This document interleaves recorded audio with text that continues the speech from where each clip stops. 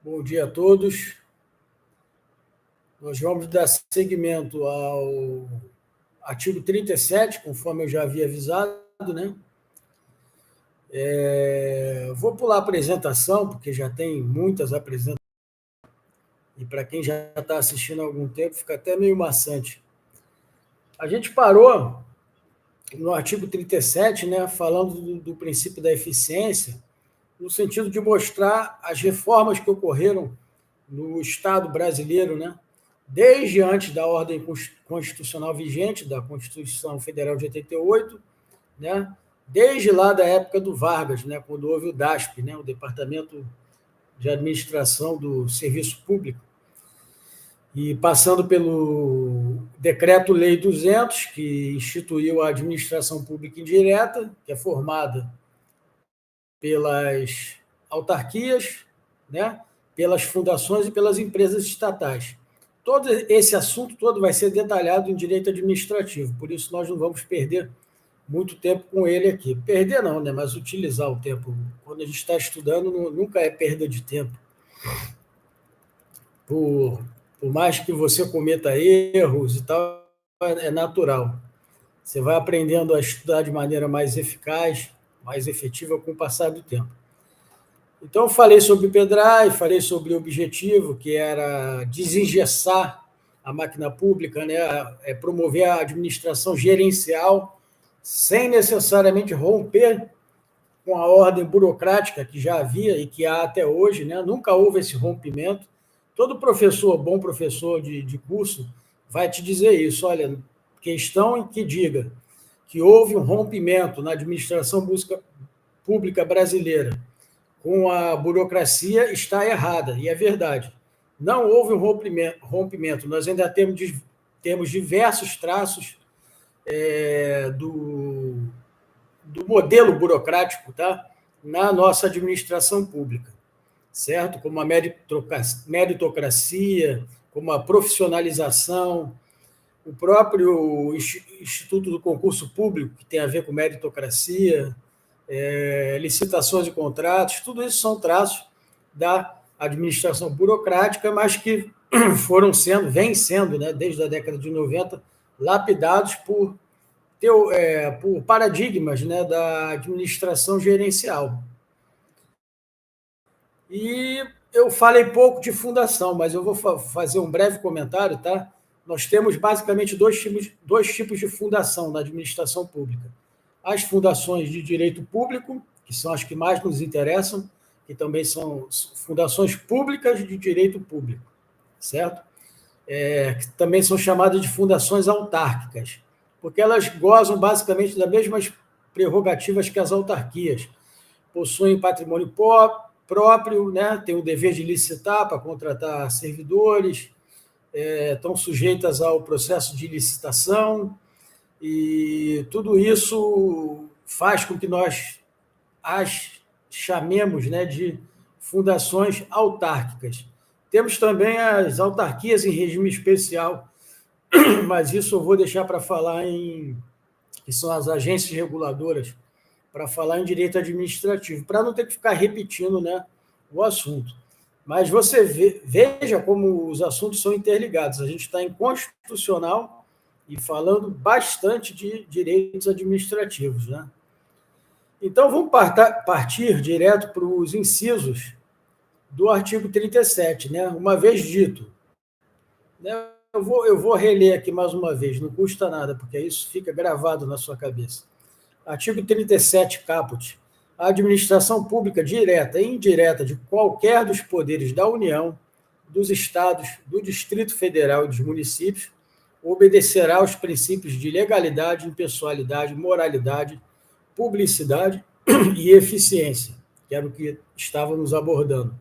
E também é o seguinte, e aí vem os incisos, né? São 22, se eu não me engano, e depois temos parágrafos ainda. Não é muito grande, não, mas é muito rico, tá? E eu vou te dizer que a probabilidade de caírem incisos desse na prova é muito grande, tá? O inciso 1 diz o seguinte: os cargos, empregos e funções públicas são acessíveis aos brasileiros que preenchem os requisitos estabelecidos em lei né? Cada edital tem lá os requisitos para que o camarada possa se candidatar a um concurso público. Assim como aos estrangeiros na forma da lei. É possível que um estrangeiro faça parte, seja servidor público. Isso é muito comum, por exemplo, na área da educação, em universidade. Professores vêm de outros países e passam a atuar como convidados e depois acabam sendo efetivados. Eu conheço uma pessoa que é meu amigo pessoal, que é um cara da África, mas de um país que foi colônia francesa, então ele estudou naquelas Politécnica de Paris lá, e é um cara da área de matemática, né, muito competente, e atualmente ele é professor da Universidade Federal do Ceará. Ele começou como convidado, né, fazendo participações, e com o tempo ele foi efetivado. Eu não sei exatamente como é que se dá esse processo, mas hoje ele é funcionário, ele é professor universitário estável de uma universidade federal. Né? No inciso 2, vamos lá, a investidura em cargo ou emprego público. Lembrando que cargo público geralmente vai se dar na administração pública direta e também indireta. E o emprego público ele vai ser nas estatais. Por exemplo, um funcionário do Banco do Brasil ele não exerce um cargo público, ele exerce um emprego público. Ele é seletista. A Caixa Econômica a mesma coisa, o BNDES a mesma coisa, porque essas empresas concorrem, fazem parte da livre concorrência, elas fazem parte do livre mercado e elas concorrem de igual para igual. No caso, eu citei 3 exemplos de bancos, né? Elas concorrem de igual para igual com outros bancos, com o Santander, com o Itaú, com qualquer banco privado que você imaginar. Então, eles têm status de empregado público. É bem difícil deles serem demitidos, mas eles não são estatutários, eles não têm um estatuto, eles estão regidos pela CLT. Eles têm a azulzinha lá, aquela carteira, mas ainda assim é bem difícil um empregado público ser demitido, né? Salvo numa falha muito, muito grave, né? Então, a investidura em cargo ou emprego público depende da aprovação prévia em concurso público, de provas ou de prova de títulos, é o que eu falei, de acordo com a natureza e a complexidade do cargo ou emprego, da forma prevista em lei. Né? Vai haver lei que vai prever tudo isso, ressalvadas as nomeações para cargo em comissão, declarado em lei de livre nomeação e exoneração. O que é o cargo em comissão, nesse caso? Ele também pode ser ocupado por empregados ou por pessoas que ocupam cargos efetivos. Mas eu sou eleito prefeito de um município, certo? E aí eu quero nomear um secretário para uma determinada pasta, lá, Secretaria da Educação. E eu conheço um amigo de muitos anos, que é um professor, que é muito competente, que entende muito dessa área e tudo. Ele não precisa ser funcionário público para ocupar esse cargo de secretário. Ele vai estar ocupando esse cargo que é de livre nomeação e exoneração, certo? Ou eu sou dirigente de uma autarquia, eu preciso de um cargo de confiança. Vai ter lá, no regramento dessa autarquia, né? Vamos dar como exemplo o INSS, né, que eu já falei dele. Eu posso nomear um dirigente, né, para me assessorar, que não seja do quadro efetivo de servidores públicos. Ele pode ser um cara que vem da iniciativa privada, mas como ele tem muito conhecimento em atuária, em contabilidade, eu resolvo convidá-lo para ocupar um cargo em comissão. Esse cargo em comissão pode ser ocupado por um particular que não tem vínculo com a administração pública, mas também pode ser ocupado por um servidor efetivo. Às vezes, um cara que já está lá no INSS, como eu dei o exemplo, ele goza, né, de respaldo aí numa área específica que me interessa para ocupar aquele cargo lá que está vago, e eu posso chamá-lo também. E ele vai acumular funções, vai ganhar uma função, né, a função do cargo em comissão, certo? Ressalvadas as nomeações para cargo em comissão, não, isso foi o que eu acabei de ler, né? Essa é a ressalva, ou seja, o cargo comissionado não precisa passar por concurso público, certo? Ele é em lei declarado em lei de livre nomeação e exoneração. Inciso terceiro, o prazo de validade do concurso será de até 2 anos, nós falamos disso na organização do Ministério Público, prorrogável uma vez por igual período. Então, ele pode ser de até 2 anos, e não de 2 anos. Ele pode durar 1 ano. Se ele durar 1 ano, ele pode ser prorrogável uma vez por igual período. Que igual período é esse? É 1 ano. Se ele valer 6 meses, eu já vi concursos que têm prazo de validade de 6 meses, ele pode ser prorrogado, não é obrigado a prorrogar, mas se prorrogar vai ter que ser por 6 meses, vai ter que ser pelo período inicial de vigência da validade daquele concurso público, correto? Nós falamos bem disso na parte de organização do MP, que ainda vamos retomar, tá? Não se preocupem. Eu estou tentando mastigar o assunto e dividir o assunto por assuntos que têm a ver um com o outro, independente da disciplina, para tentar criar um corpo de conhecimento que te dê uma base, né? Considerando que você esteja com o seu material, como eu sempre recomendo, né? Porque só por aqui, só pelos vídeos, você vai adquirir uma boa noção, não tenho dúvida disso. Eu passo um conteúdo bem interessante, bem pertinente, porém, isso sozinho, com a lei seca, eu não garanto que você vá ter uma boa classificação do concurso só baseado nos meus vídeos e lendo a lei seca. Mas, enfim, faça o que você achar melhor. Eu já dei a minha sugestão. No inciso 4º, durante o prazo improrrogável previsto no edital de convocação, né, do concurso público, aquele aprovado em concurso público de provas ou de provas e títulos será convocado com prioridade sobre novos concursados para assumir cargo ou emprego na carreira. Isso quer dizer o seguinte: às vezes o prazo do concurso não expirou ainda, e o órgão, por alguma razão, resolve fazer um novo concurso, certo? Aí vamos dizer que um sujeito foi 20º lugar no concurso e já chamaram 19. Aí, nesse ínterim, o órgão promove outro concurso público. E nesse outro concurso público, né, aconteceram todos os trâmites, as provas, etc., recursos, resultado final, homologação, e aí tem lá um cara que foi o primeiro lugar. O primeiro lugar do concurso que foi feito depois não pode ser chamado antes do número 20 do concurso anterior, enquanto este concurso anterior estiver vigente. É isso que trata o assunto. Eu acho que eu fui claro, né? No inciso 5º, as funções de confiança, aí vale a pena prestar atenção, função de confiança exercidas exclusivamente por servidores ocupantes de cargo efetivo. Ou seja, diferente dos cargos em comissão, as funções de confiança não podem ser exercidas por qualquer particular. Tem que ser exercidas por alguém que tem vínculo com a administração pública. Tem que ser exercidas por um ocupante, né, servidor ocupante de cargo efetivo, tá? Então, as funções de confiança exercidas exclusivamente, vou marcar aqui, para depois a gente lembrar, né, por servidores ocupantes de cargo efetivo e os cargos em comissão, que são de livre nomeação e exoneração, a serem preenchidos por servidores de carreira, nos casos, condições e percentuais mínimos em lei, destinam-se apenas às atribuições de direção, chefia e assessoramento, certo? Então, quer dizer que essas funções de confiança e esses cargos em comissão são destinados a funções de direção, chefia e assessoramento, porque são funções de confiança ou cargos em comissão que lidam diretamente com a chefia. Então, o cara que ocupa a chefia de uma grande autarquia, ou de um ministério, ou de um outro órgão público qualquer, né, ele vai precisar de pessoas de confiança para auxiliá-los.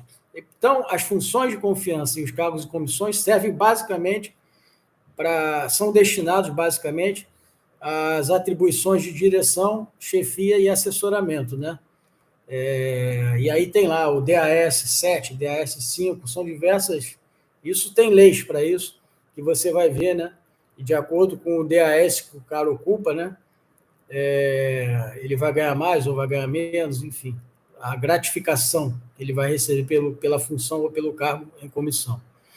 No inciso 6º, é garantido ao servidor público civil o direito à livre associação sindical. Isso é a mesma coisa do artigo 5º, quando a gente falou do direito de livre associação. Ninguém pode ser compelido a participar de associação, ou seja, ninguém pode ser obrigado a fazer parte de sindicato, e também ninguém pode ser obrigado, uma vez fazendo parte de um sindicato ou de uma associação, ser obrigado a permanecer nela ou nele, certo? Você tem o direito de se associar e de sair dessa associação quando bem entender. Ninguém pode te coagir a ficar ou coagir a entrar caso você não faça parte. No inciso 7, o direito de greve será exercido nos termos e nos limites definidos em lei específica. Acontece que os direitos de greve dos servidores públicos, até hoje, essa lei específica não foi editada, certo? Caberia aí um remédio constitucional que nós vamos ver em constitucional, né? Quando terminarmos lá o artigo 5º, que se chama mandado de injunção, que é quando não pela falta, pela letargia, né, pela demora do Estado em editar uma determinada lei ou norma que é relevante, que é necessária, entra-se com um mandato de junção para que o Estado, lá no caso o Poder Legislativo, comece o projeto daquela lei e ponha isso em prática, né, e vote, e que essa lei seja sancionada, porque é uma lei importante.